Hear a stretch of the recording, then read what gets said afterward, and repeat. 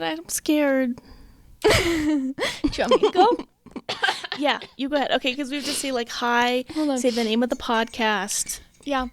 I You swallowed know? my spit. Give me a second. Okay. We're only I almost swallowed it wrong. 3 minutes in. Are you ready? I'm going to do Yes. my best intro that I can. I believe in you.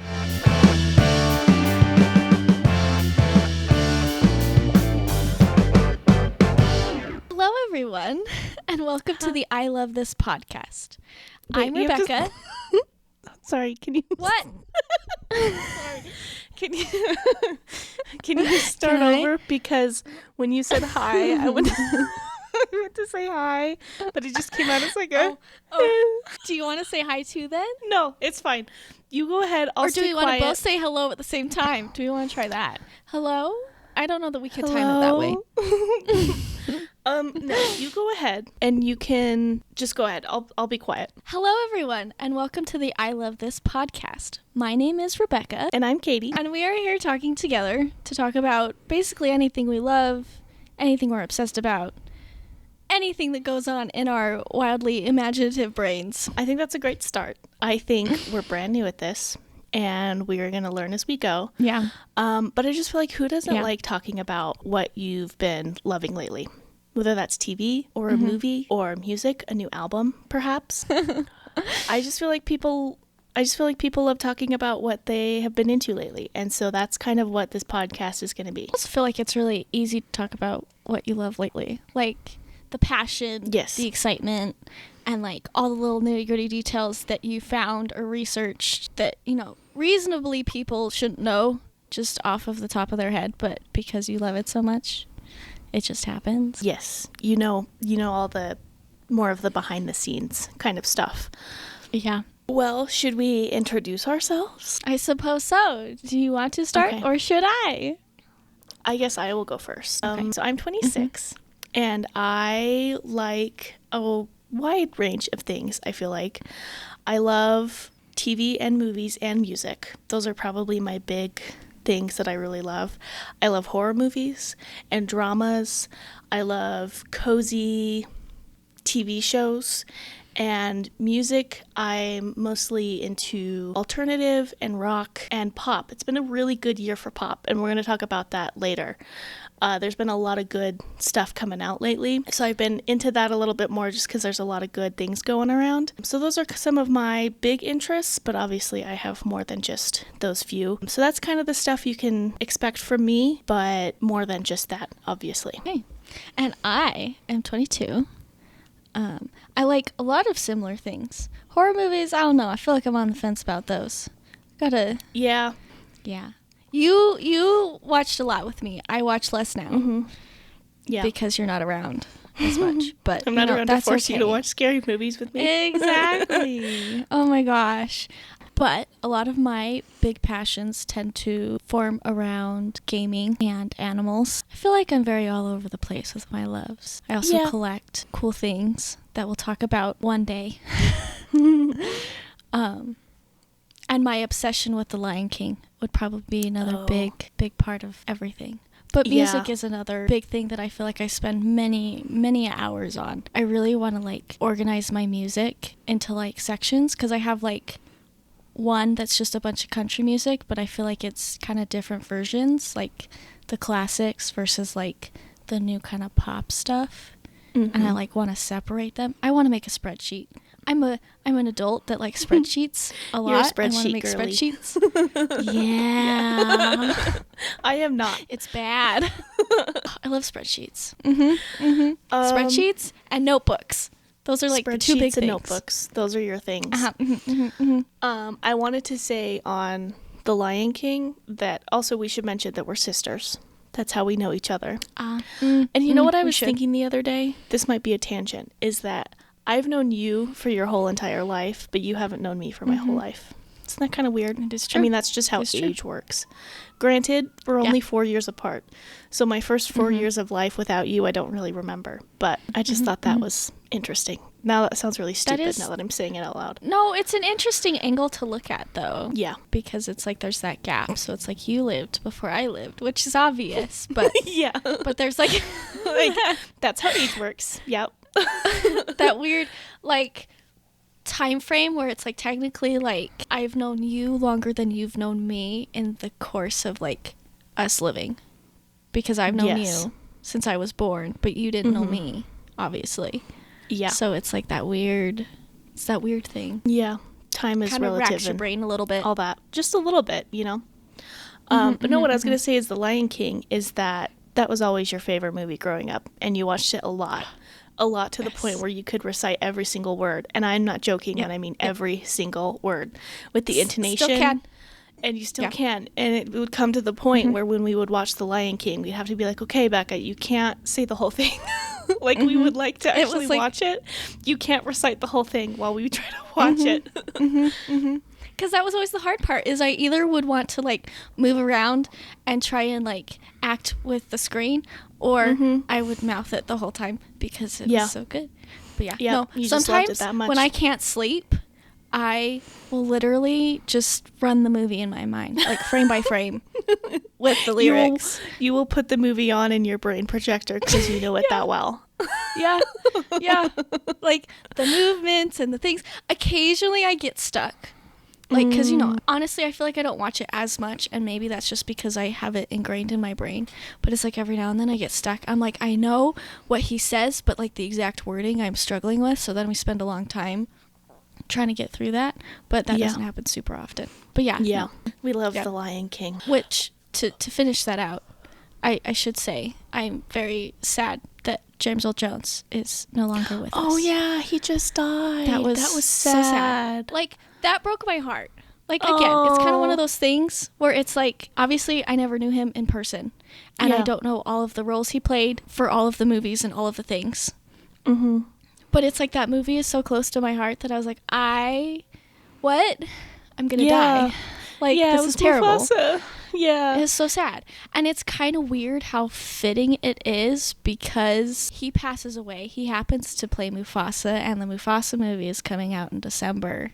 Which I don't think he was actually technically in that, because I don't think they do any scenes with like the older Mufasa at that point. Because I tried to look up if he was in the cast, because I was like, they've probably already done his recordings, if so, because I was all worried about that. But I don't think he was even a part of the cast for that movie, which makes sense with how they're doing it. But I'm sure they're probably going to have some sort of memorial. Yeah, I'm sure they will. It's some just sort of something. Timing. It's very fitting in some ways. But I'm really sad. That is sad. You know what? I get it. Like, even though celebrities can be very near and dear to people, especially like you said that, you know, that movie is very important to you. And so it is just sad. Yeah. Well, with all that being said, should we get started? Okay. I think so. Why am I like freaking out thinking we have the same topic? We do not have the same topipe. Okay. At least I'm just like really panicking a little bit. I really don't think like, so. What if you have the same thing prepared? Well, if we ever have the same topic, either now or in the future, then it can just become a joint episode, and we can both talk about it. Fair. It'll be funny to find out on recording that we're doing the same one. Yeah.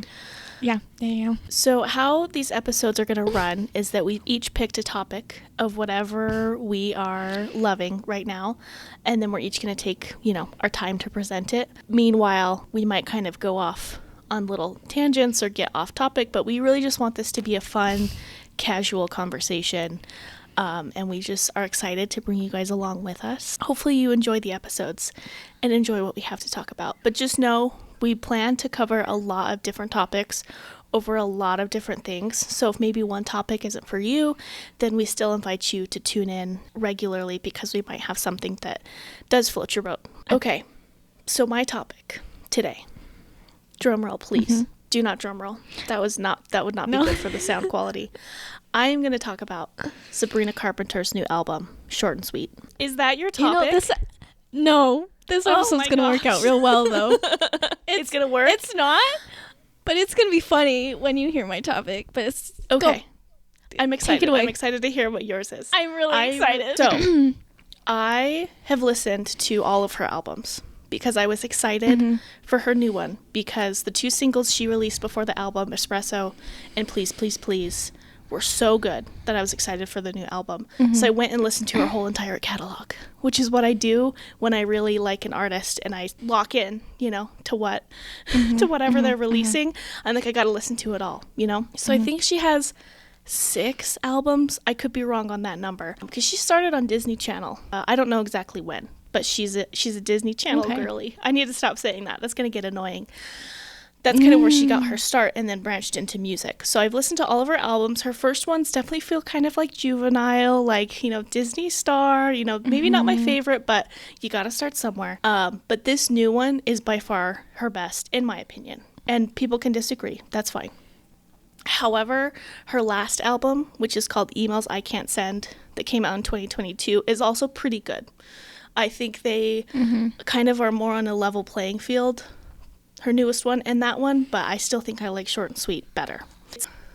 You can tell a lot of thought went into it, so kind of my overall thoughts, I still want to break it down kind of song by song, not all of them because that would keep us here for 2 hours, but overall it's very fun and it's very light, very much self-aware. I read a couple of music reviews just to kind of get a pulse on what other people were saying. And one of them was like, kind of the overall thing is like, boys are dumb, but so am I. It was very self-aware and very authentic, but also very intelligent. And there was a lot of clever lyrics and like play on words that were really like amusing and humorous. So it was just great. I've listened to it, I don't know how many times. And I think there's a lot of good albums that are coming out this year, which is giving me a lot of good content for the podcast. But I think this is definitely a contender for one of the best albums of the year for me, for my list. That's one thing that drives me crazy when people are like, well, I didn't think it was that good. I'm like, that's fine. You don't have to also agree. This is just me and my music taste, You can feel totally different. You can say this music's not for me. I didn't really like it. That's fine. It's not going to be for everybody. I hate when people are rude about music and music tastes. Like, that's fine. You can all think different things. So there's my spiel. You don't have to agree with me, but you can be nice. Anyway, so I wanted to ask you if you had listened to this or if you had heard any of the songs on the radio or kind of what's your familiarity. I'm going to be honest. I know Sabrina Carpenter exists, but have I really dived deep into her realm of things? Not so much. I've listened to the songs that have come on the radio. I want to say there's a couple that sure, I like listening to, but they're not like ones that I've put on my special playlists and have obsessed over. But I also will be honest, I'm ignorant. I really haven't dived deep into her music. So I'm sure there's something that I'd be like, oh my gosh, I love this song type of thing. But I feel like that's kind of how I am with a lot of artists. I have the main ones that I follow really closely, always am looking at their new releases and their new albums and always going through them all. And it doesn't mean that I love every single song perfectly, but I pick out quite a few that I'm like, oh yes, and add them to playlists and things. But I have all of those artists that I dabble in. They come out with a song every now and then that I'm like, oh my gosh, love this song, and add it. So she's kind of one of those people. Okay. Yeah. Well, then I have a homework assignment for you then, that you should go watch the music video for Espresso, and please, because those music videos are both so well done. Those are the ones that are playing on the radio, so you might have heard the songs before, but if you'd like to dabble more, those are the ones that I would start with.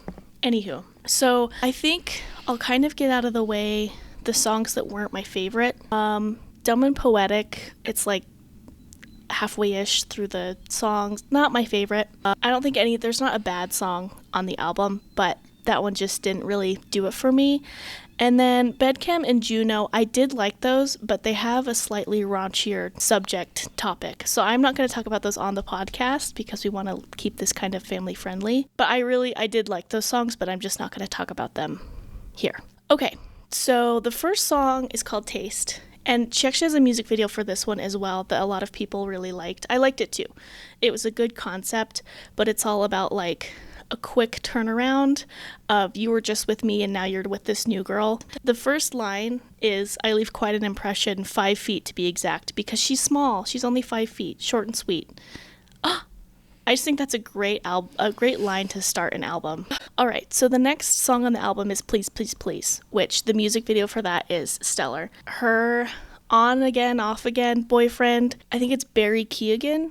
I think that's how you say his last name, but I don't know that for sure, and I should have looked that up, so I apologize for that. And the song's all about, like, people kind of have their hesitations about you, so please don't embarrass me. Like, come on. Like, please just keep it together long enough. The line in the chorus is like, don't bring me to tears when I just did my makeup so nice. Heartbreak is one thing, my ego's another.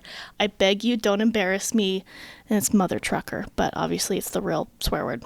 Please, please, please.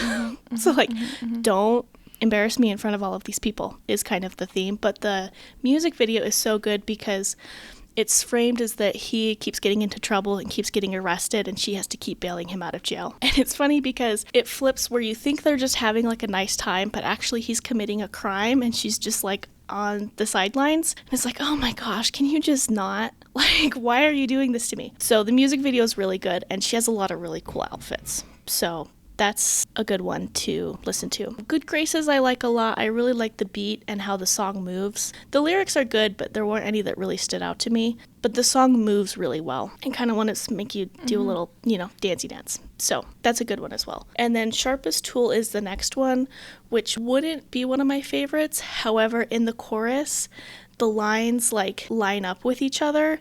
So it's, we were going right till you took a left. Left me with a lot of stuff to second guess. Guess always another year on wondering if that was casual, then I'm an idiot. I'm looking for an answer in between the lines, lying to yourself if you think we're fine. So and it builds as each line goes. And then it goes into the chorus.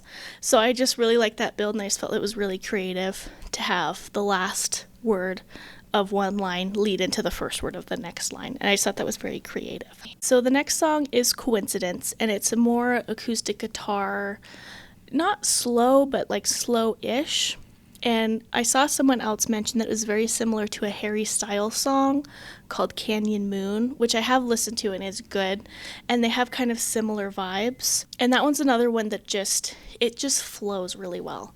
And I feel like that could be said kind of the whole album, is it just feels very purposeful and very like, okay, you put a lot of thought into how this song feels, not only moment to moment, but the whole song as a whole feels very well thought out. So next, I want to talk about Espresso, which has been a huge song this summer, which the VMAs were last week, which I didn't watch the whole thing, but I've been watching highlights, and it won Song of the Year. However, I think she was robbed because it didn't get Song of the Summer. I don't understand that because it was everywhere this summer. Like, everywhere. And so I feel like it should have won Song of the Summer. And I'm not trying to come for the Swifties, but it was Taylor Swift's Fortnite that won Song of the Summer. And I just don't think it was as big as Espresso was. So no shade to Taylor, but I just don't agree with that. It's hard because you really just need to listen to the whole song. And this is where I've kind of had a hard time trying to figure out how to talk about music without actually just listening to the music, because you really just need to listen to it. But how do you talk about that on a podcast? That's something that I'm going to have to keep practicing at. If you listen to it, then you get it. You know what I mean? Slim Pickings was a good one. It was almost kind of country-ish. And that one, as well as Please, Please, Please, felt kind of country-ish and kind of reminded me of Dolly Parton. I feel like Slim Pickings could be a Dolly Parton song. And it's all about how, there's slim pickings and there's not a lot of good men out there. I think one of the first lines is, all the douchebags in my phone play them like a slot machine. If they're winning, I'm just losing. And that kind of felt a little bit like Tinder. You're just like swiping, hoping that you'll win something, The other line in the chorus is, since the good ones are deceased or taken, I'll just keep on moaning and complaining. She doesn't use the word complaining, but family friendly. All right, the next song I want to talk about is Lie to Girls, and I really like this one because it's all about, you don't have to, what's the actual line? You don't have to lie to girls. If they like you, they'll just lie to themselves. Because not necessarily just in relationships, but who hasn't lied to themselves about stuff? Everyone does that, right? Yes. Okay. I think the line's in the first verse. There's no need to pretend. I've never seen an ugly truth that I can't bend to something that looks better. I'm stupid, but I'm clever.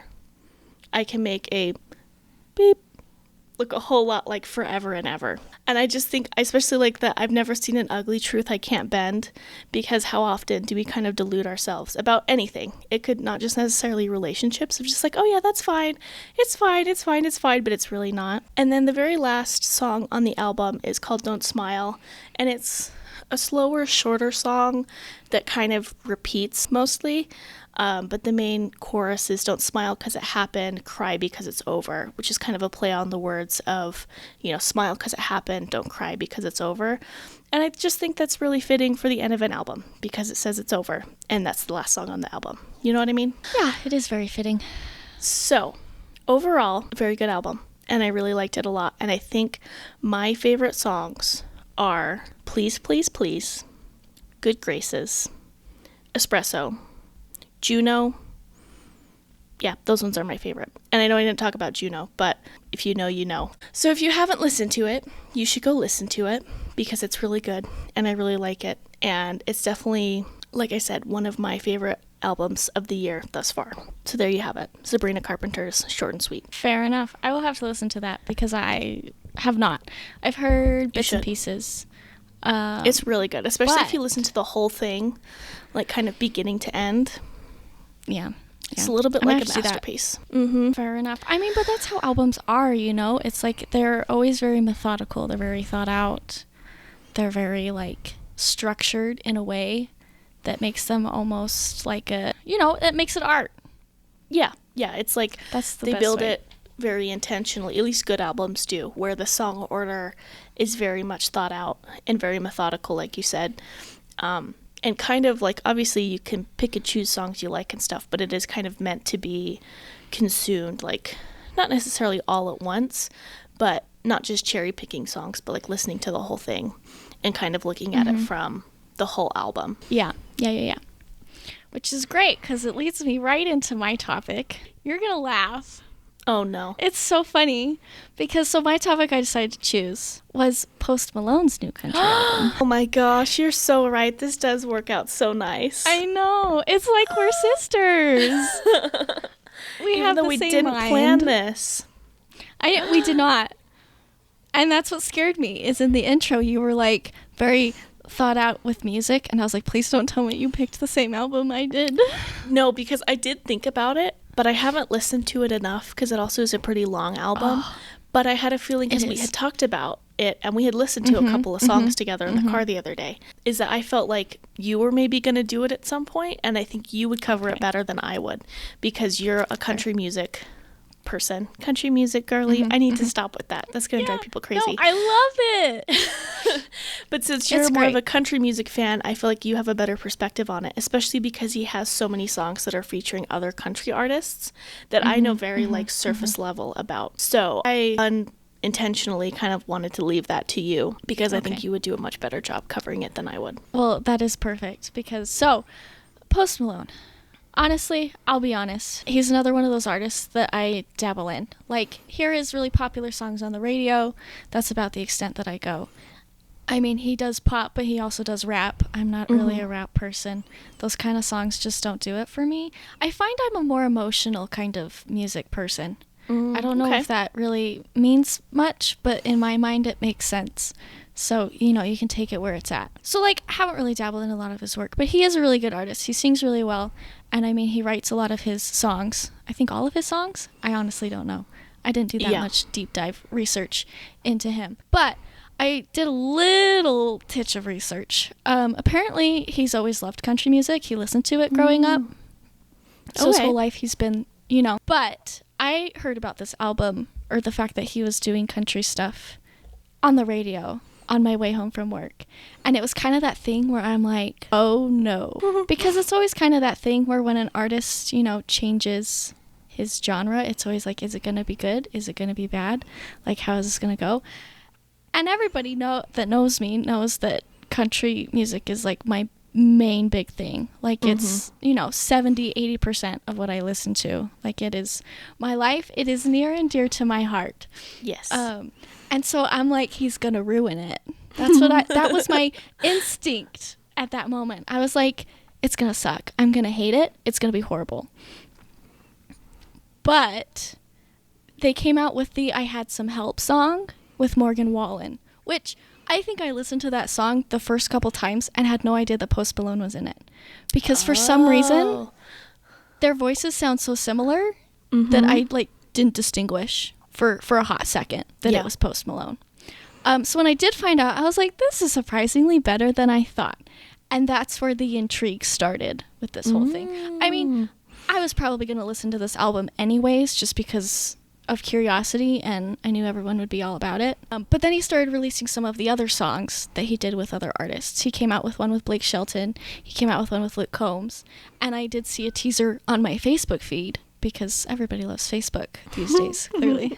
I'm not old at all. It was a teaser for Tim McGraw, which, he holds a very special place in my child heart. It always just goes back to that Flicka movie that he stars in. Oh my gosh, I haven't thought about Flicka in so long. Holy cow. We love Flicka. We watched that movie so many times. Yeah. I have not thought about that movie in forever. I know. Oh my gosh. You know what sticks out to me so much is the scene. What? Oh, this was a little traumatizing for me. Not actually traumatizing. This scarred me a little, I should say. When she gets kicked. And then there's that, I shouldn't be laughing. There's the scene in the bathtub on like the back of her shoulder where she just has like the gnarliest, craziest bruise. That scared me so much as a kid. I was like, oh my gosh, that's so scary. Yeah, because, okay, for those of you that don't know Flicka, there's a book. And there's many, many movies, I feel like. There's multiple. There's different ones, kind of rendition ones. But anyways, the version we are referring to is one that has Tim McGraw in it. He's like the main dad character. Oh, he's in it? That's Tim McGraw? He's in it! Oh, okay. I probably knew that when we were watching it a lot. But, okay. Yeah. And then the main character is obviously, I think she's a teenage girl. Yeah, teenage girl. She's like high school age, I believe. Anyways, it's this amazing horse story about her taming this wild Mustang that seems untamable, and it's a whole big thing. And it's a very like daughter-father kind of like where they kind of don't get along, but they're so like each other that's why, and he just wants to protect her type of thing. Anyways, one of his songs is in the credits, but grew up with him, loved him. He's near and dear to my heart. And when I knew that he was doing a song with Post Malone, I was like, this is either gonna like make it or break it at this point, because all the songs he came out with I did really like. Like I was like, oh, these are good songs, and with the artists and all the things. And I don't know what it was, but at first I thought it was the country artists doing songs with him in it, not his songs with the country artists being in it, which, I don't know why, but that's what my brain thought of at first until he came out with the album. But just to give some statistics on the album itself, it's called F-1 Trillion Longbed. I love the picture too, with like the Longbed truck just like straight down into water. It looks really cool.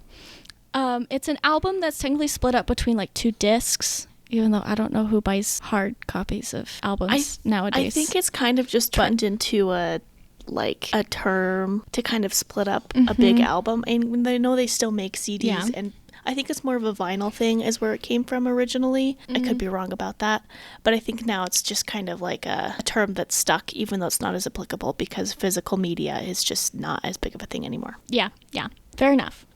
But yeah, so there's 27 songs in this album. There's 18 in the first disc and 9 in the second disc. The first disc is mainly the songs that he does with artists, and obviously there's so many of them, and it's kind of crazy how many. I kind of wonder if there's like a record for how many featured artists you have in a single album.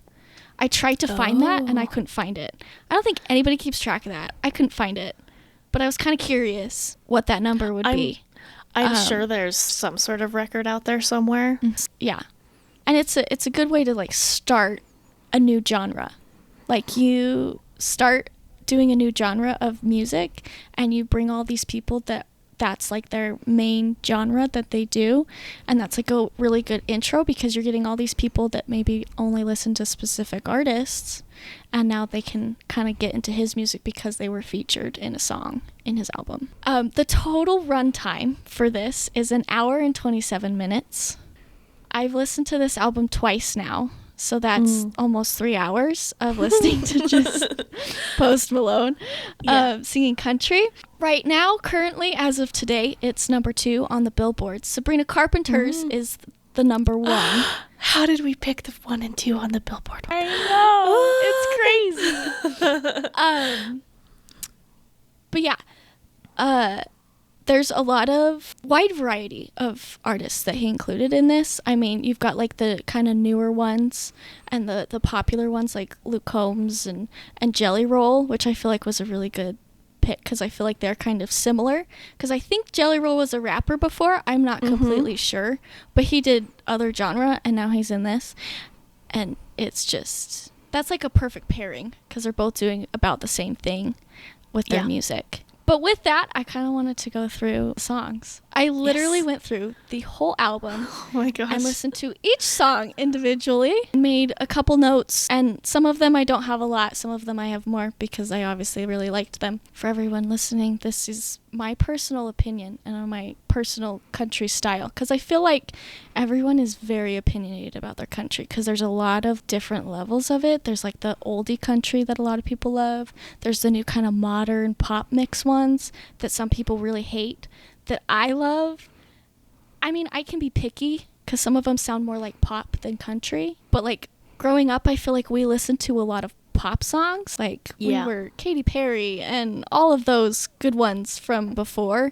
And so it's just kind of already ingrained in what I like. So I don't hate those songs. But the first song is called Wrong Ones. That one was with Tim McGraw. This one, I don't know if I just had such high expectations that when I listened to it, I was like, not what I was hoping for. It's not horrible. I do like it, but I don't think it would like go in my playlists like most songs would. It kind of is just talking about like looking for the right girl, but like finding the wrong ones. Like I'm trying to find this like great girl, but there's all these like wrong girls that really like want to get with me. And so we're just messing it up and doing that. It's much more on the like pop side, which is why I don't love it. And I think it's just because Tim McGraw's more old school. And so it's just, it doesn't fit for me how I always picture him when he does country songs. But that was just me. So the second song on his album is Finer Things. This is with Hank Williams Jr. Honestly, haven't listened to a lot of Hank Williams songs, but after listening to this album and hearing his voice, I was very much like, I should look into that. Because was Hank Williams a really big, like, old-timey country star? And then Hank Williams Jr. is his son? I could be totally making that up. That sounds right to me, but we could be wrong. So I'll let you. That does sound right. Anyways, this one's kind of, it's very much like the title. It's like having the best of the best, having the finer things in life. For me, it's kind of one of those songs where it's like I don't relate to the lyrics because it's talking about having all of the great stuff. And I'm like, I'm not rich enough for that. But it's also Hank Williams is kind of oldie school sounding. And then there's this song that's very like new modern. It's kind of similar with the Tim McGraw song where I'm just like, I don't get the match because I think there's too much pop in it. Yeah. It doesn't quite connect in your head. Yeah. Between I'm just like, this doesn't fit and flow the way I want it to. Like, it's still a good song. The lyrics are great. It's composed well. But it's just like, I'm not going to listen to this because I want to. The next one is the one that he first released, that I Had Some Help with Morgan Wallen. And I love Morgan Wallen. Oh, so great. He has such good songs. This one's kind of about being, like a relationship being, you know, about two people, not just one. I kind of relate it to like we broke up and she's saying how everything was my fault, even though it's like we were in on it together type of thing. That's kind of like the vibe of what this song is talking about. I really like it. It's like kind of your classic, you know, pop country mix together, and their voices pair so well. They sound so similar. It's so hard. But it pairs really well between the two of them. And maybe it's just how they composed it with how, you know, who sang what and when. But it just, it's beautiful. Love it. I listen to that for a long time. That one was the one that like I heard on the radio because I think it was one of the first singles released, and I think that one I liked so much that I was like, oh, I think I might actually listen to this album when the full album gets released, because it moves really well and it has a really good beat and it's very catchy, and you're right, I think their voices together work really well. So that one was one of my favorites on the album. It's a really good one. The next song is called Pour Me a Drink. This is the one he did with Blake Shelton. This, I think, was the second one that he released. Second or third that he released before the album. This one I love. It's just like I love this one of those too. good old, it's like a good old just like having fun drinking song, which is a country thing. We always talk about drinking or something or other. But it's kind of like something bad happened. Like I think the first part he talks about like some game that his favorite team loses, and so he's drinking because he's sad about it. Or I think another one is that, just broke up with this girl, and so now he's drinking about it. But it's like poppy and fun. It's not like the sad mopey, like, dang it, like life isn't going my way. It's like that fun, like, we're just gonna have fun now because we're gonna just get drunk and be done with it. It's another good classic pop country song, which, Blake Shelton is really well known in the country world, and I feel like he is doing songs that are pop like. So it's another like really good pairing where it's both kind of a style of song that they would both, I could see both of them singing as like their own songs, and just them together, it just, makes it perfect. The music video for this one is kind of fun. I mean, it's, a bunch of scenes with people drinking, but they make it a party, and it's kind of fun. The next song is called Have the Heart. It's the one with Dolly Parton, which everyone knows Dolly Parton. Right, who doesn't know Dolly Parton? Exactly. Honestly, I will be completely honest. I haven't listened to a whole lot of her songs, and it's just like her accent. I don't know why. Like, it's classic country, but when I listen to music, that's not what I'm looking for. I guess. Yeah. But this it's kind of that like typical thing where like, they're in a like two people are in a relationship with each other, but it's not gonna go anywhere, and so it's like we should end it and move on and like continue with our lives, but nobody wants to because they're like, this is nice, I don't really care, and I don't want to hurt your feelings. They're like, I don't want to be the one to break your heart type of thing. This one is okay. Again, it's kind of one of those things where it's like, because of it's a very oldie sounding song in some ways, I got bored listening to it. I don't know why. It sounded very repetitive to me, but their voices together actually sounded pretty well. And I mean, you can tell that she has aged because she does sound a lot older. But overall, not terrible, but definitely not one that I'm gonna like spend a lot of time listening to on the daily. The next song is What Don't Belong to Me. This is the like one of the few songs in that first like disc of the album that doesn't have a featured artist in it. I think there's maybe one or two in this first disc.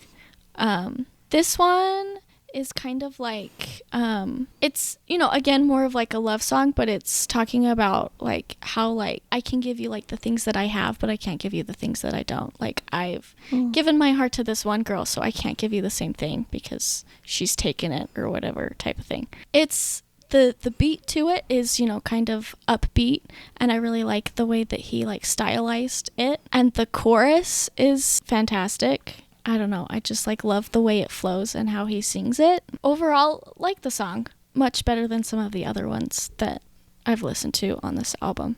The next song is Goes Without Saying with Brad Paisley. This is kind of like a breakup song about like, oh, I should have, gotten her flowers. I should have spent time with her. I think could have is the main word that's used in the actual song. I like it. It's kind of very similar to like the What Don't Belong to Me, the one that I just talked about. It's like, it's good. I like it. It flows well, and I like the way that it's structured, but it's not like a fantastic, like, oh my gosh, love this song, gonna listen to it on repeat all the time. But it was really nice, and I did like the pairing between Brad Paisley and Post Malone. I thought it was really nice. The next song is called Guy for That. This is the one with Luke Combs. This was another one that he released before the album. And I gotta say, I listened to this song with the music video the first time, And it was a little odd to me at first because it's like literally they're like coming out of a warehouse and they're going up into like, it's like this semi truck that has like a long bed, but then there's like porta potties on the long bed, like by the cab side, like pushed all the way up to the top. Like there's nothing else on this thing. It's just that. And they like get in the porta potties, but then like there's like a cover that goes over the semi truck so that it's like the semi truck and the big like truck that's full of stuff. Except there's nothing in there but the porta potties in both of them. And I'm sure there was a lot of editing in this because I'm sure the truck driving off after that was not them in there because that sounds like not safe. Yeah. But then it's like they go to like this downtown, like I don't know where they were at, but just like this downtown country road. And it's like they're literally going down like Main Street somewhere. And the cover comes off and it's just them on this long bed. And a couple scenes there's at least like the porta potty still there, which is kind of confusing and kind of weird and funny. Yeah, but it's like literally them singing the song on the semi truck. And but it's almost like they randomly went down this road and just surprised everybody with Post Malone and Luke Combs singing this new song on the street, because there's like all these people reacting and going crazy. And I don't think that it was staged. It doesn't look like it. It's almost like a parade is happening, but it's literally just them on a semi truck bed that's going with super slow with porta potties. Interesting. I'll have to watch that. Yeah, it's an interesting thing. But basically with this song, it's kind of like I have a guy for everything. Like anything I need, I have a guy that I go to for. But for like a broken heart, I don't have anybody. There's a specific like lyric in there where it's kind of like, I want to fix this girl's heart, but like I don't have anybody that I know. It's another sort of breakup song, but I feel like it's also sort of a get together song because it kind of sounds in a way that he like wants to get with this girl, but she's so broken up by like past relationships that he doesn't know how to fix that, but he doesn't have a guy for that, obviously. Right. I like kind of the viewpoint of it in that way. I like one specific part of it. It says, I'm pretty good at breaking down a heart, but picking up the pieces is the hard part. That's like the standout line in that whole thing that I really, really love. And I feel like it's very true to life in some ways. So the next song is probably one of my favorites, especially of the songs that have like a featured artist in it. And part of it might be because this is one of the few songs in there that wasn't pre-released that I really liked. Because like the other songs, I feel like I say I don't like them as much because I think I listened to them so much beforehand versus hearing this one for the first couple times just in the album. And this one's called Nosedive. This one was with Lainey Wilson, who is amazing. This one's, again, it's kind of like nosediving. It's kind of like taking the risks, jumping the leap, regardless of, you know, what could happen. I absolutely love this song. This one gives me more of like an emotional connection type thing that I find a lot of songs and that I like. There's a specific part, I think it's in the chorus. It's very like repetitive, but it's like all the different words he adds in is really great. It's like sometimes you're driving, sometimes you're stalling, sometimes you're flying, sometimes you're falling. It's just like, you know, with what the title is and what it's about, it fits really well, especially with how he sings it. I could not sing it that well, so I'm not going to. But then he says a couple lines, and then it says sometimes you're running, sometimes you're crawling, sometimes you're broke, sometimes you're ballin'. But then there's always that, but there's still beauty in the nosedive. Which, how he sings nosedive, oh my gosh. He goes up and down in his octaves. The way he changes the level of his voice, I guess, is the best way I could put it. I don't know why, but that like nosedive with the notes. Yeah, and it's beautiful. Like, I don't know why, but it just like, you know, it's kind of one of those standout moments that artists take in certain songs where they kind of show off something that makes a song great. But it's just like the way he does it. Oh my gosh. I was like, oh, this is amazing. Well, Makes I me think so happy. That's something with Post Malone is that I've listened to some of like his first album, which is just mostly a rap album, and I think people sometimes forget that he's actually like a good singer also, you know, that he actually does have like a pretty good voice and is pretty talented, just like as a regular, you know, singer and not necessarily just a rapper. Yeah. But like, I love the way it's composed, like deciding what's high, what's low notes, and obviously how he sings that one word. Nosedive is just, oh, I could listen to that all day and be happy. It's a good song. It's like very, like you said, very well composed and really beautiful to listen to, like just the music in and of itself. I would love to see this in like an instrumental version. Oh, that'd be really pretty. That would be beautiful. With like some strings. I hope. I plead. I pray. Please. Please. I will be so happy. No, you can go ahead and keep going. You Sorry, can finish I ate a piece of bagel. No, that's fine. Do you want to like take a minute and finish your bagel? No. Okay. Because when we started, I was like, I don't know if I can even eat the rest of this right now. That's how I felt. Kept you yapping too much. Talking takes the energy out of me. Alrighty, here we go. So the next song is called Losers. This is the one with Jelly Roll in it.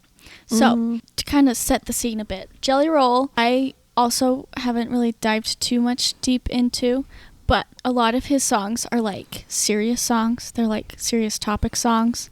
Like there's like the Save Me song, you know, somebody save me from myself type of thing, you know? Yes. Mm-hmm. Yeah.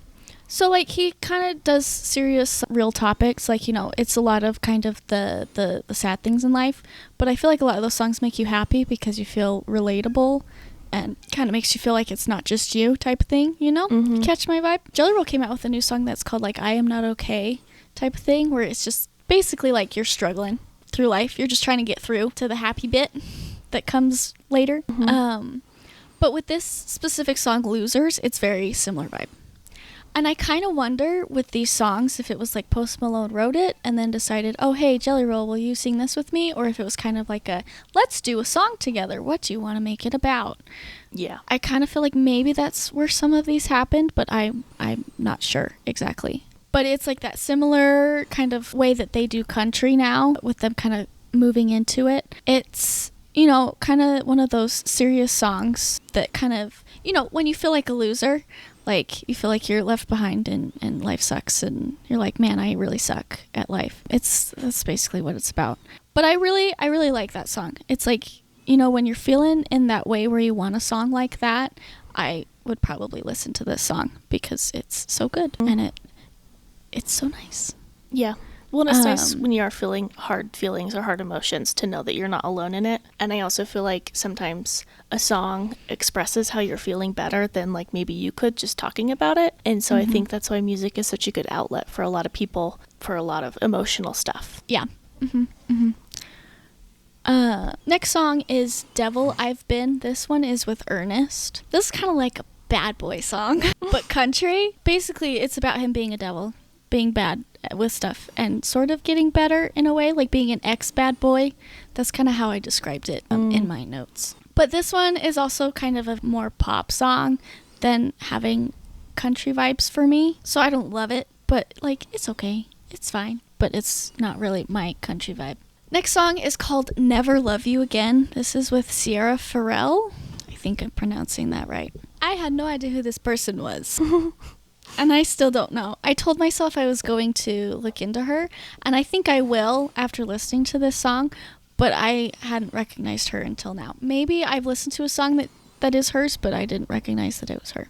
When I listen to this song, this is what I picture. I picture that typical, like you're on a road trip, you're driving somewhere far, long hours, but it's like you're in that stretch where you're in the middle of nowhere, like just sagebrush and a road and nothing else on the highway, and I'm like, this is the perfect song to listen in that moment. It's a good road trip song. This one is very slow paced. It has like an oldie country vibe, which I don't know why. With that picture, it's kind of like this, I'm gonna love you right now, but not for very long. Like tomorrow, it's over, it's done, that's it. But it's just, I don't know, it's got a good groove to it. It feels right in this album. And I really like it a lot. The next one, which this brings some questions to my brain, it's called Missing You Like This. This one is also with Luke Combs. Luke Combs is the only one that appears twice in his album. Oh. No one else appears another time, and I doubt that actually has any sort of significance to the album or any sort of his thought process. But part of me wonders, what does that mean? Yeah, I almost wonder, and this is like me completely just making stuff up, but I wonder if maybe, if you're right, and it probably depends, and it might vary from song to song, whether like either Post Malone just wrote it or like there was some other, just like a songwriter that wrote it and pitched it to him, or if he sat down with the people that he's collaborating with and they wrote a song together. I almost wonder if that was the case with him and Luke Combs. Maybe they started a song and then it kind of turned into 2 songs. They kind of divided at some point where it's like, oh, actually, maybe this could be 2 separate songs. And they were both good enough, and then they both made it on the album. Maybe. That's just me making stuff up, though. So that could totally not be true. I mean, it's fair. It's a reasonable idea. I don't know how this came about, but I'm kind of curious. How does this happen? I'm a person about numbers, so seeing You're a math girly. We're the math people. See? I am this not. This is going to be... You are not. That's the thing. No, we balance each other out. We have different strengths. I am not a math person. I never have been. It's always been something I've struggled with. And you are like, you love math and you're really good at it. We love the math. We love the trigonometry and the algebra, and we love pi. One day I'm going to memorize pi. One day that's going to happen. But today is not that day. No. Yeah, I'm all about the math. So when the numbers speak to me, I have to talk about them. So yeah. If the numbers speak, you must listen. Exactly. The math whisperer is here. Anyways, with this song, second song with Luke Combs. This is it's another breakup song. It's very pop country. But this song specifically, it's like a Missin' You song, just like the title says. I do really like the country style mixed in with the pop in this one. The next song is California Sober with Chris Stapleton. So, Chris Stapleton, I'm going to talk about him for 1 second. I really love Chris Stapleton. His voice is fantastic. Oh my gosh. He's got like that oldie country sound, but then his songs can be kind of oldie sounding, but they aren't like crazy oldie sounding. I like the oldie country songs, but I don't love them all the time. Like, I stick more to the pop country ones and the ones that are kind of in the middle. But his voice is so like oldie sounding that I love it. It's just fantastic. And so I was kind of hoping that this song was going to be better than this. I feel like it's the same with Tim McGraw. I don't know if I had my expectations too high, and then the song came out and I was like, this is not what I wanted. Yeah. But I didn't love this song as much. It's got heavy banjo in it, which is intriguing. Overall with this song, I don't like it. I can't like really pinpoint specific things in this song that I'm like, oh my gosh, hate that part. Overall, the whole song, I don't enjoy this. It's just not my vibe. Not your vibe. Part of me wonders if it's because Chris Stapleton has such like an oldie style sound, and then you match that with Post Malone that has more pop. Yeah, not your fave.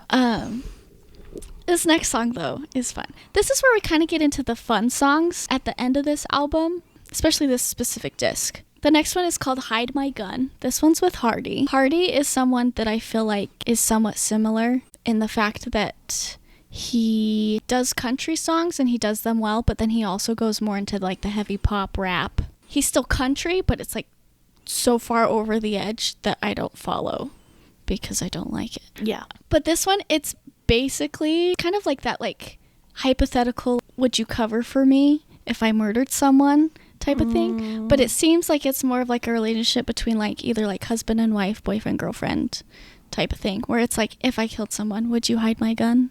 Would you do that for me? Would you cover it? Would you run away to Mexico with me? Would you, type of thing? Yeah. But just the way it's composed and the pairing between the two artists, it just, it sells it. It's one of those fun kind of hypothetical songs about something that you shouldn't do.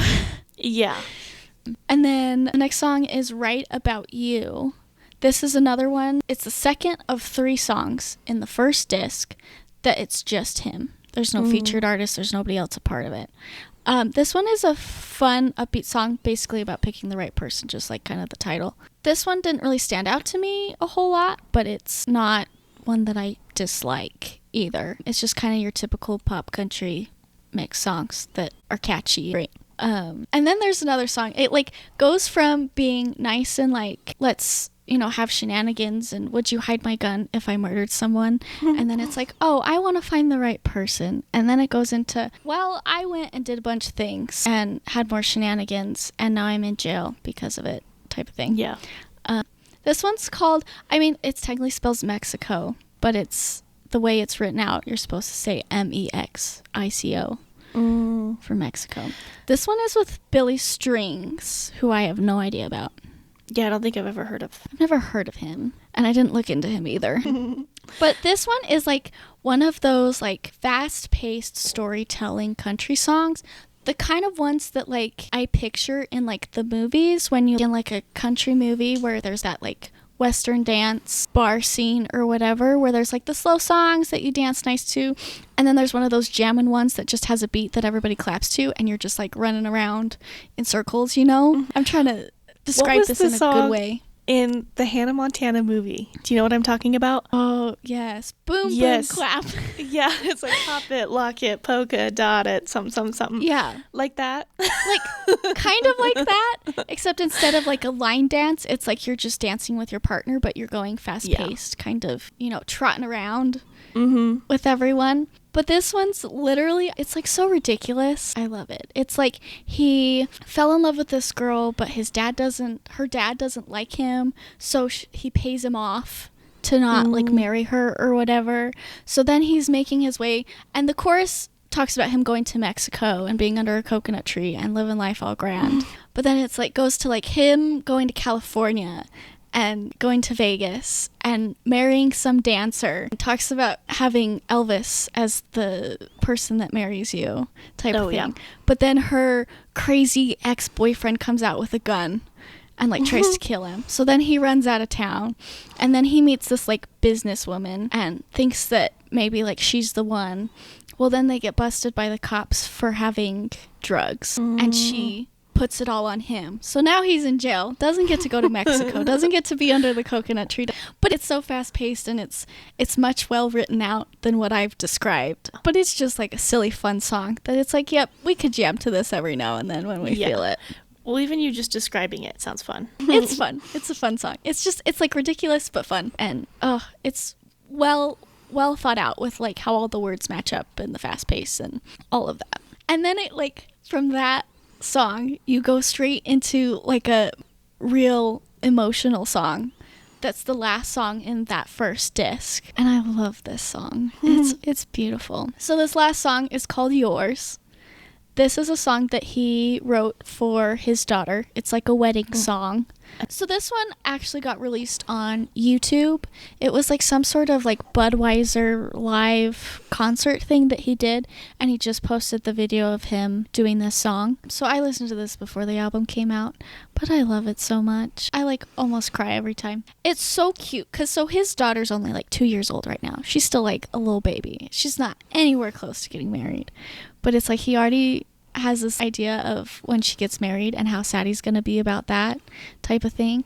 And it's kind of like this sort of competition between his relationship with his daughter and whoever his daughter marries type of thing. You know, talks about like, you know, I saw her walk first. I saw her talk first. I've been with her whole life, and now I have to give her away, and this is really sad. And this is like something I have to do as a father, but I don't want to do because I don't want to lose my little girl. It's just, it's so cute. Well, and it's I think we kind of talked about this too, that it's probably going to be a really popular wedding song for like, you know, the father-daughter dance. It's like exactly what it's, you know, talking about, and it's really sweet, and it's like slow and beautiful, exactly like you said, that I don't really want to give you away because that means you're all grown up, and I want you to just kind of stay my little, you know, young daughter. I kind of don't want to accept that you're getting older and you're not going to need me as much. And so it is just a really sweet song.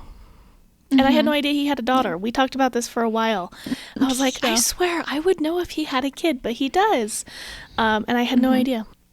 So his daughter was born in 2022. She's like roughly 2 right now. Almost gonna be 3. Obviously, you don't have to have a daughter to write a song like this, but it's just like all that more awesome that it's like he wrote this for her when she's still so young. It's not like she's just getting married right now. And now it's something that can kind of last through time. Yeah, and will mean a lot to other people too. And I think you're right. I don't know if I could see him writing this song if he didn't have a daughter or a kid. Because it would just be kind of random if you were writing this song and you don't have like that own perspective. But I think you're right that I do think it means a lot more, because it seems very personal to him, and I think you can tell that in the song. I think that just makes it all the more special. Yeah, it does. So yeah, it's a good fitting ending to the first disc. So leading into the second disc, which is only 9 songs. So this disc doesn't have any featured artists in it. It's like pure just him, which I feel like I do like this one more than the other one, just because you're not having to like judge with the other artist. And I feel like there's also that like little bit of difference in the style of music because there's a featured artist in it.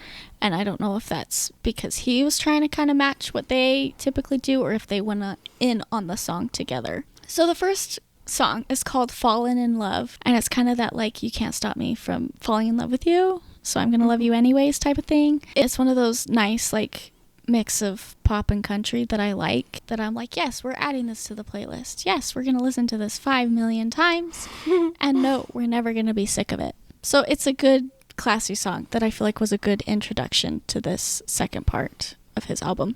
The next song is called Dead at the Honky Tonk, which, do you actually know what a honky tonk is? I mean, isn't it just like a gathering? There's another name that I'm trying to think of. I know what it is, but does it mean something else? I honestly don't know. I feel like most of the time when these type of songs come on that say honky tonk, I feel like it's either sort of like a men's bar thing, but it's like just like a bar where all the guys go, but I could be totally wrong. According to Wikipedia, a honky tonk is both a bar that provides country music for the entertainment of its patrons and the style of music played in such establishments. So yeah, it's a bar that plays country music. Okay. Yeah. See, and that's what I figured it was. It's just like a bar place that guys go. Okay.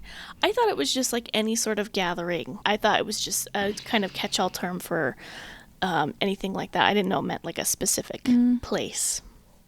Look at this. We're learning. Yeah, we're learning new things. It's fantastic. But yeah, this one's kind of an interesting... There's similar songs like this out there, especially in the country area. But it's kind of this like slow song that has like a nice like beat to kind of keep you with it. But it's like this dude basically dying of drinking. Like that's the theme of it.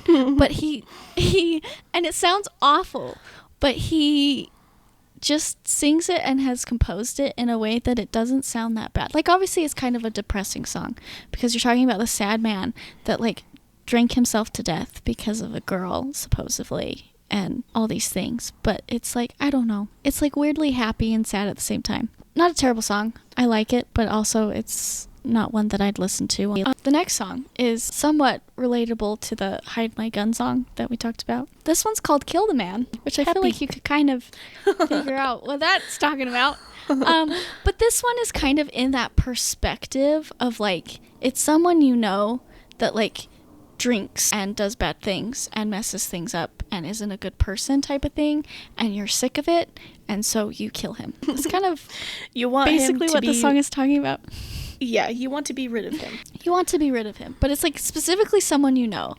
Like it's not just like there's a song out there about where it's like this dude picks up this girl and I couldn't find the song. I wanted to, but I didn't have time. Dude picks up this girl that looks like she's been like beaten and abused, and he's like, where is he? And goes and kills him and then goes to jail and all the things. Anyways, it's a good song. That song is good. But this song is also good.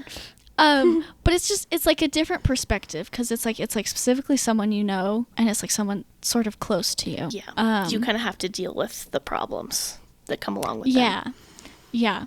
And it's composed really well, and because there's a lot of similar songs like this, which I feel like I've already said that, but it's in a different perspective, I feel like, than all of the other ones. And I don't know if it's exactly with just how he wrote it or like specifically the perspective in and of itself of being the person like mainly in it. I think that's part of it. But overall with this song, you would have to change a couple the words in it, but I would love to see like a female version of this.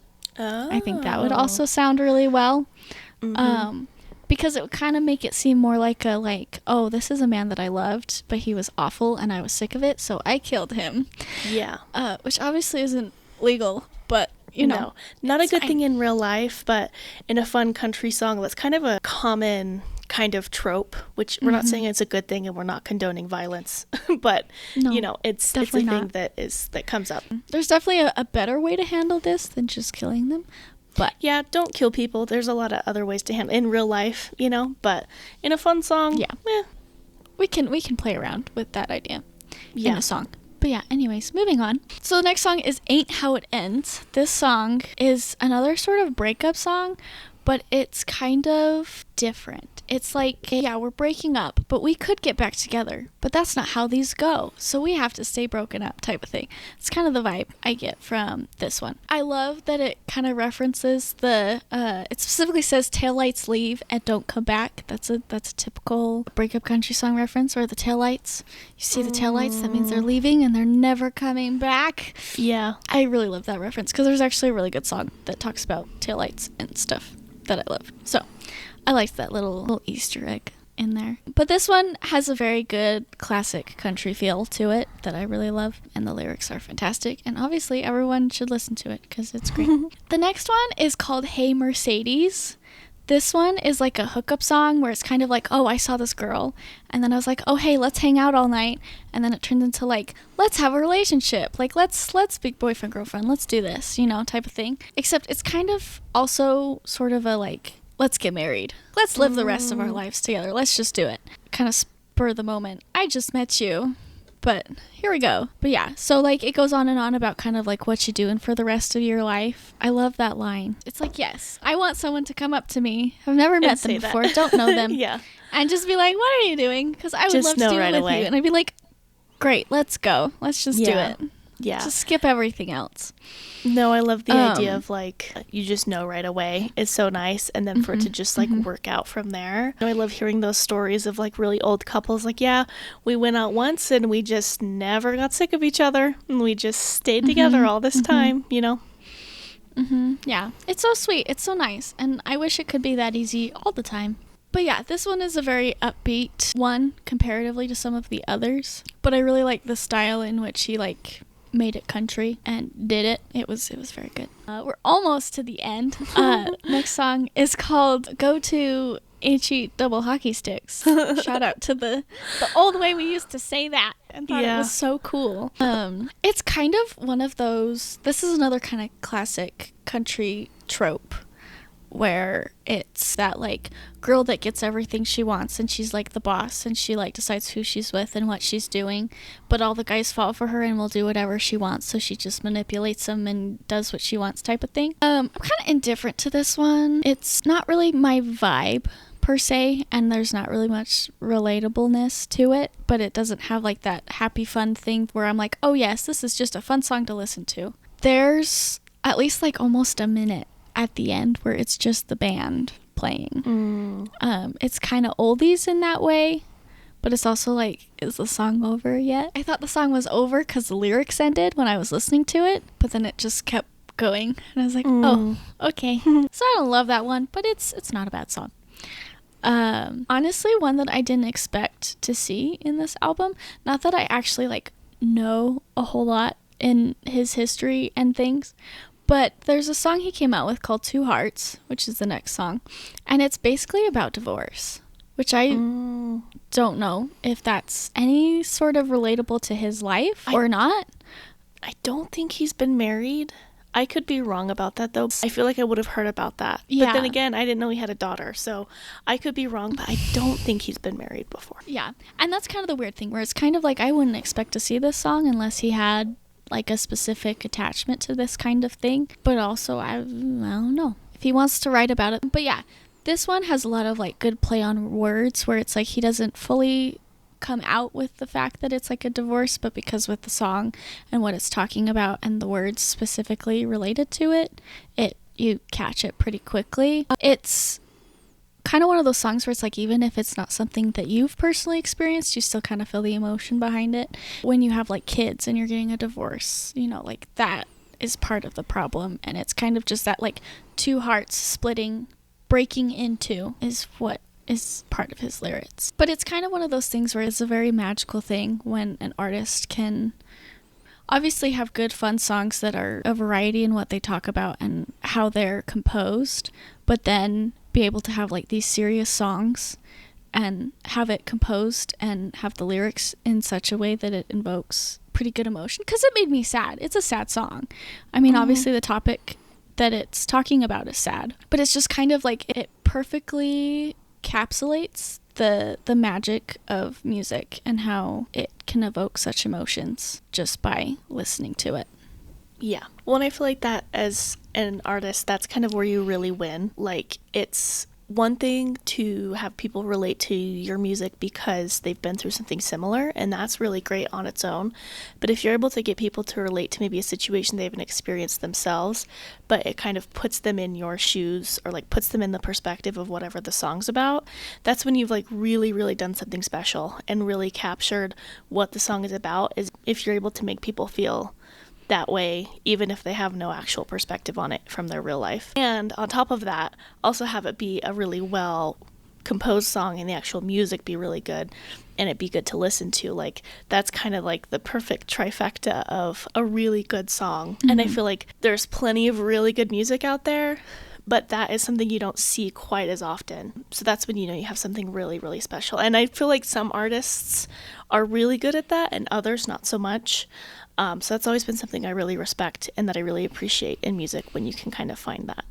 Yeah, especially like in today's world. Again, it's like you said, it's not something that we see often. A lot of times it's just something that sounds good that everyone can pop to and be happy with. Yeah. Or something very surface level.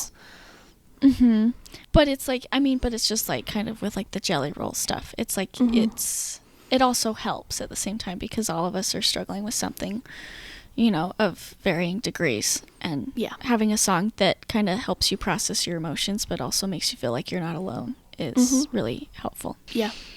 So it's a really good song. I really like it, but also can't relate to it. So there's that little bit of break. But I love how it brings out the emotion in that song. But moving on, next song is Who Needs You? This one is kind of like, I don't need a girl to break my heart, I can break my own heart myself type of thing. This is very old school. When I listened to the intro, for some reason, it reminded me of Michael Bublé, just because of his bubbly is a great way to describe it. I don't know, his bubbly oldie music. I don't know why, but it took me to that for a split second, and then the song actually like started, and I was like, okay, we're not in a Michael Bublé song. Moving on. And it's definitely not Christmas, so yeah. Not the time. Yeah, not the time. But yeah, it's composed really well. There's like a split second, probably like 3/4 of the way through, where there's like instrument solo, so all the instruments that are in the actual song have like a minute to show off for a second, kind of like a concert. It kind of gave me that vibe. It's not a bad song, but it's definitely like not my vibe, like not something I'm gonna listen to all of the time. And finally, oh my goodness, we finally got there. We're at the last song. This one's called Back to Texas, and it's literally what the title is. It's about going back to Texas. It basically talks about how nothing is as good as Texas, and everything is better in Texas, as everyone says. I did like Texas when I went to Texas, but didn't see that much of Texas. But I did see a horse and a squirrel. And you saw Taylor Swift. And I saw Taylor Swift. Yes. It was great. It was fantastic. Good trip. Would you go see her again? Would you go see the Eras Tour again? Yes. I want to go see her again because she came out with her new album. And then she started performing with that new album. And I'm like, well, now I want to see the other show because, I don't know if you've seen any of the videos, but she has like that platform that levitates around and that cool long dress that has the words on it. Oh my gosh. I'm like, can I have that? Yeah, I've seen like pictures and some clips from it. Well, and I saw this, I think it was an article on like BuzzFeed or something, where it's like her Swift's new trick and she's levitating and oh, how cool. But the pictures, because it's a mirrored box is how it works. You know? So it's and it's like, it's cool. But the pictures they posted on the article, you can very, very clearly see the box. So it's like, oh, look at this cool new trick. She's floating. But in the pictures, you're like, no, it's a box, girl. Like, so they should have picked different pictures for that article specifically. But that's how I found out about that. Yeah. Yeah. It was a good old time. Texas is nice. I would like to go again because it seems like a great place. But yeah, this song is basically all about going back to Texas. He just wants to be in Texas. Is he from Texas? I don't know. I have no idea where he's from. Let me do a quick Google. Okay. But it's a very like oldie vibes song to me. It's still pretty good, but it's not one of those that like A lot of these songs I feel like I don't get an emotional attachment to, or I'm just like, oh yes, this is poppy. It might just be my current state of feeling at the moment, because I feel like a lot of these songs are kind of the songs that I listen to when I want like an upbeat, but I still want country feel good stuff. Yeah. But it's a decent song. Yeah. Well, in case you're interested, his full name is Austin Richard Post. So his full name is His Austin. name is Austin? Yeah. And he was born in Syracuse, New York. That's cute. So he's from New York. And his Okay. birthday is the 4th of July. Oh! Fun Wow. fact. And Wikipedia doesn't say he's been married, by the way, since I've had this. It doesn't say Okay. spouses. So, Okay. anyway, I don't know. the more you know. The more you know. It We says have his learned hometown more. is Texas, but he lives here in Utah. That's where we're at. And I don't know if maybe Yeah. he goes back and forth between both. Maybe. but- but maybe, let's see, because you said he was born in New York? Born in New York, Or- yeah. I don't know how long So he maybe lived there. maybe he was born in New York and then they moved to Texas, and maybe he spent most of his time in Texas. And that's Yeah, probably could why be. he grew up with country music, because he was in Texas. 'Cause that That's would true. make sense. That would make sense. And then I don't know why he decided to come here, but Yeah. I'm not complaining. No. Well, and I told you this story, but I had a coworker who ran into him here at the park. And she said, and I was so jealous. This was a couple of years ago. I think it was like 2019, maybe. But she was at the park with a friend, and this dog ran up to them. And then this guy came to get his dog, and it was Post Malone. Came to retrieve his dog and was like, oh, sorry.